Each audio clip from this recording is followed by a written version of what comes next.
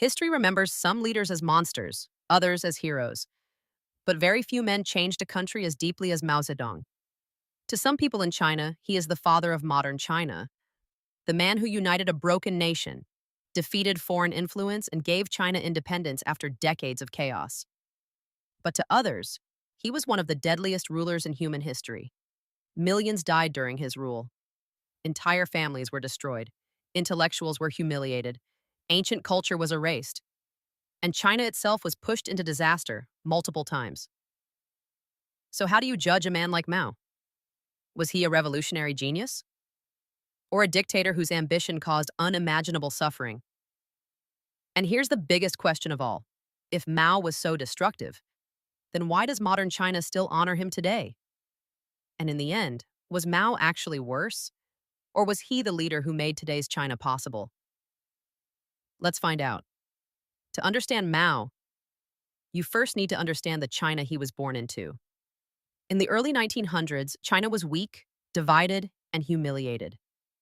For centuries, China had considered itself one of the greatest civilizations on Earth. But by the time Mao was born in 1893, the country was collapsing. Foreign powers controlled Chinese ports. European nations and Japan exploited China economically. The government was corrupt and ineffective. Millions lived in poverty. The fall of the Qing dynasty in 1911 created even more chaos. Instead of stability, China entered the brutal warlord era, where military leaders controlled different regions like personal kingdoms. Civil wars, famine, foreign invasion. China wasn't a superpower. It was broken. And this is where Mao's story begins. Mao Zedong was born in Hunan province to a relatively well-off farming family. His father was strict and demanding. Mao rebelled against authority from a young age. Unlike many future revolutionaries, Mao didn't grow up starving, but he did witness inequality and instability all around him. As a young man, he became fascinated with revolutionary ideas. The world was changing rapidly. Monarchies were collapsing, socialism was spreading, revolutions were happening everywhere. The success of the Russian Revolution inspired many young Chinese intellectuals, including Mao. He became one of the founding members of the Chinese Communist Party in 1921. At first, the communist movement in China was small and weak, but Mao had something many other revolutionaries lacked. He understood peasants. Most communist thinkers focused on factory workers. Mao realized China was mostly rural. So instead of relying on urban workers, he built support among poor farmers. That strategy changed everything. China soon fell into civil war between the communists and the nationalists, led by Chiang Kai-shek. At first, Mao's forces suffered devastating defeats. Then came one of the most legendary events in communist history, the Long March. Communist forces retreated thousands of miles across harsh terrain while being hunted by enemies. Most soldiers died. But the march transformed Mao into a revolutionary symbol. He became seen not just as a politician, but as a survivor and visionary leader. Then Japan invaded China during Second Sino-Japanese War. The nationalists and communists temporarily united against Japan. But after World War II ended, the Civil War resumed. And this time, Mao won. In 1949, he officially declared the creation of the People's Republic of China. After decades of war and humiliation, China was finally united under one government. For millions of Chinese citizens, this felt revolutionary. For the first time in generations, there was stability. And this is one major reason many Chinese people still respect Mao today. Because without him, modern China might not exist in its current form. Now here's the complicated part. Many Chinese people consider Mao the father of modern China. Why? Because before Mao, China was divided. Foreign powers dominated Chinese territory. Civil wars devastated the country. The government was weak. After Mao took power, China became unified. Foreign influence was reduced. The central government became powerful. National identity strengthened. He gave China confidence again. Even critics admit this. Before Mao, China was often seen internationally as weak and unstable. After Mao, the world could no longer ignore China. But being a nation builder does not automatically make someone good. Because the same man who unified China also launched policies that caused catastrophic suffering. And that's where the controversy begins. In the late 1950s, Mao wanted to transform China into an industrial superpower almost overnight. His solution was called the Great Leap Forward. The idea sounded ambitious. Rapid industrialization, massive farming collectives, steel production everywhere, economic revolution. But reality became a nightmare. Farmers were forced into collective systems. Local officials lied about food production numbers to please the government. The state took huge amounts of grain based on fake reports. And then famine struck. Millions starved.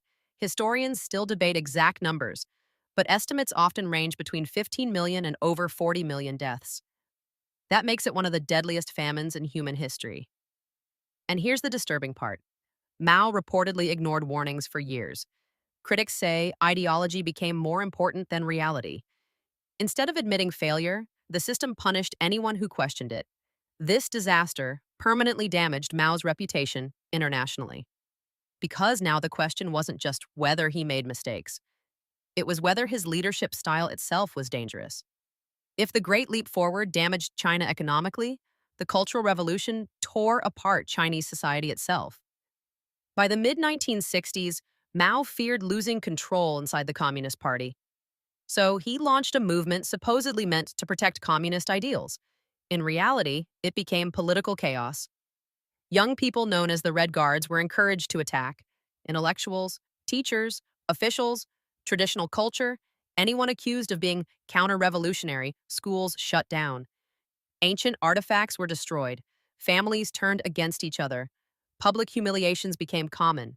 Millions suffered persecution. Some died from violence, others from imprisonment or suicide. China entered years of instability. For many people, this is the darkest period of Mao's rule. And it's one of the main reasons his personality remains so controversial, because Mao didn't just demand loyalty. He inspired near-religious worship. His image became everywhere. Criticism became dangerous. People treated his words almost like sacred truth. That level of power terrified many observers around the world. Globally, Mao transformed China's position dramatically. Before Mao, China was weak and heavily influenced by foreign powers. During Mao's reign, China became an independent revolutionary force. At first, China aligned closely with the Soviet Union, but eventually Mao and Soviet leader Nikita Khrushchev split over ideology and power. This created the Sino-Soviet split, turning two communist giants into rivals. Then came another major moment. In 1972, U.S. President Richard Nixon visited China. It shocked the world. America and China had been enemies for decades, but both sides now saw strategic value in cooperation against the Soviet Union. This meeting changed global politics forever. China was no longer isolated. It was becoming a major world player. This is where history becomes extremely complicated, because modern China's rise did not happen under Mao alone. Much of China's economic explosion happened later under Deng Xiaoping. Deng introduced market reforms, opened China to global trade, and transformed the economy. But here's the important point. Deng built on foundations Mao created. Mao unified China politically. He strengthened national identity. He centralized state power. He improved literacy and basic healthcare in many rural areas. He created a strong centralized government capable of massive mobilization. Without that foundation, China's later economic rise may have looked very different. So when people ask, did Mao shape today's China? The answer is probably yes, but not always in the way he intended. Modern China's success came partly from Mao's foundations, and partly from later leaders moving away from some of his policies.